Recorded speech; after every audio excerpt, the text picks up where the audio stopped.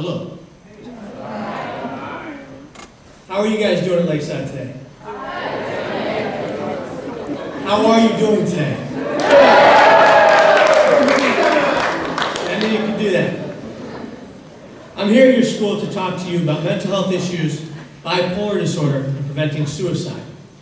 Why me? Well, in my life, I have dealt heavily with all three of these subjects, and I'm now a speaker for the National Mental Health Awareness Campaign. I'm going to start here by asking you a question. If you could just by a raise of hands answer, that would be great. Did any of you know someone, whether it be a family member, a friend, a colleague, or yourself, who has been diagnosed with a psychological disorder or is suffering from mental health issues? I want you to look around for a moment. That's nearly everybody in this room. Why do you think I came here to talk about this today? Well, don't answer because I'm going to tell you. That's one of those rhetorical questions they do in speeches. I just happen to be one of those young people who in my junior year of high school was diagnosed with a mental disorder. Translation, I have bipolar disorder type 1, an imbalance of chemicals in my brain that affect my judgment and the way I think, act, and feel. I couldn't believe it. Me of all people. I was on the wrestling team, a WCL champion. My football team was the first team to have a winning season in junior varsity in 10 years. How could this stuff be happening to me and why? Yeah, I know, 10 years, it's a long time. For crying out loud, I was the football team starting middle linebacker and special teams captain. I was in 6 of the 8 school plays from my freshman to senior year. You get the idea. I was active and integrally involved in the school that I went to. For me, time kept moving forward. I continued to resist my treatment. I continued to take my pills whenever I wanted, not when I was supposed to. And like I said, I drank on psychiatric meds. One of the biggest major mistakes on my part. It hindered any kind of mental growth that I was trying to achieve. Eventually, it became a tremendous learning experience for me, but during those first several years, I resisted. I ended up graduating from high school in June of 2000 and enrolled in City College the next fall. As school and the stress of college got to me, I became close to falling into the deepest depression I had ever experienced. I was cycling into a depth of depression weekly, a depth that I had never understood or seen before. In September 2000, I began to have thoughts of suicide. I was not sleeping, and if you're unaware, constant lack of sleep can lead to psychosis all by itself. Add that to an already mental disorder and you get chaos. In late September, I wrote a suicide letter to my friend, my family, and my girlfriend at the time. One day later, I attempted to take my own life. I went to the Golden Gate Bridge and I jumped off. It was a horrifying and traumatic day for my family, my friends, and all whom I loved. It affected everyone I had ever come into contact in some way, shape, or form. The millisecond I let go of that rail, and the second that I realized I might not ever see this earth again, I didn't want to die. I knew that I had to live, and I hoped and prayed to live through this attempt. Obviously I did, and I was brought to Marin General Hospital and had to receive emergency surgery for my destroyed back. I had shattered 2 of my lower vertebrae into tiny little pieces, causing extensive injury to my internal organs.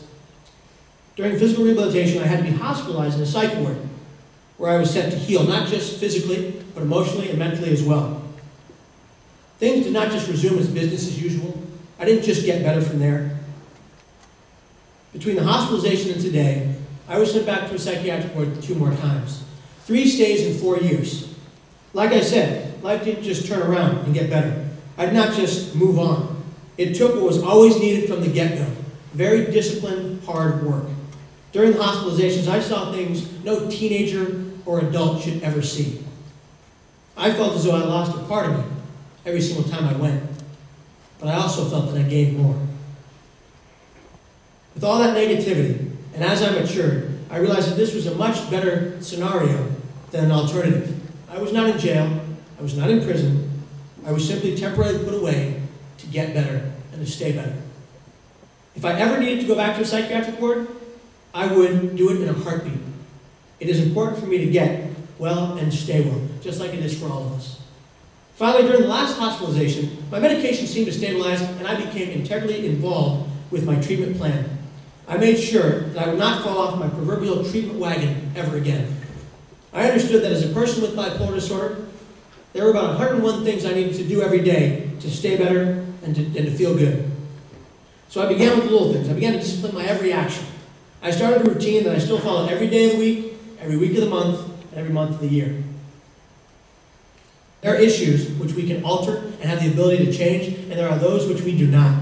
It was not my choice to develop bipolar disorder. It wasn't even my birth family's choice. But it is my choice to maintain a healthy lifestyle every day of the week. It's my choice to decide how I'm going to cope with having this disease. Now I have made a concerted effort to stay healthy and to work on my treatment, not against it. Talking honestly with my therapist and psychiatrist, exercising regularly, eating well, and maintaining a great sleep pattern have brought me back to a balanced life. I have come to believe in myself and love myself completely. And that's something a lot of people can't say about themselves. But it's possible. I'm here today as a speaker from the National Mental Health Awareness Campaign to encourage each and every one of you in this audience to find a better way of living and taking care of yourself and one another. The next time you see someone obviously having a troubled time, it won't hurt to walk up to them and lend them your ear. Ask them if they're okay, if they need any help. Tell a counselor what you witnessed. I know that it would have helped me a great deal if someone had noticed that in me and made a call on my behalf. Sometimes people who are in such despair, like myself, cannot reach out to others, and they need to be reached out to. You could help that student. You could guide them to safety. You could save a life, maybe even your own. I appreciate you having me here today, and although I'm not a psychologist or a therapist, this is the story about my personal battle with mental illness, and this is what I am an expert on. This is how, against all odds, I found some tiny piece of success. Remember, we're not in this world alone, and everyone needs help sometimes. Thank you for booking me to speak. I appreciate you lending me your ears. And as I tell all the students at the high school I work at, have a better today and a great tomorrow.